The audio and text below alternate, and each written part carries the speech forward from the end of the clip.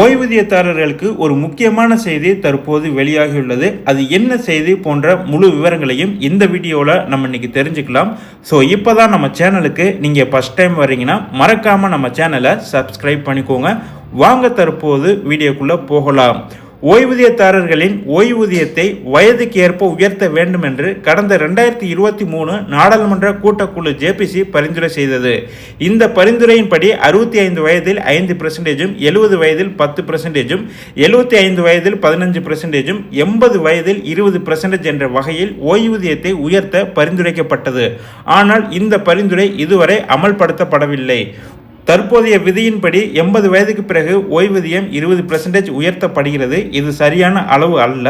65 வயது முதல் 75 வயது வரை அதிக பணம் தேவைப்படுகிறது. ஆனால் அதை விடுத்து 80 வயதுக்கு பிறகு ஓய்வூதியத்தை அதிகரிப்பதில் எந்த அர்த்தமும் இல்லை என்றும், ஓய்வூதியம் பெறும் பலர் 70 முதல் 80 வயதிற்குள் இறப்பதாக தரவுகள் தெரிவிக்கின்றன எனவும், இந்த வயதில் ஓய்வூதியத்தை அதிகரிப்பதன் மூலம் அவர்கள் ஓரளவு நிம்மதி பெறலாம்.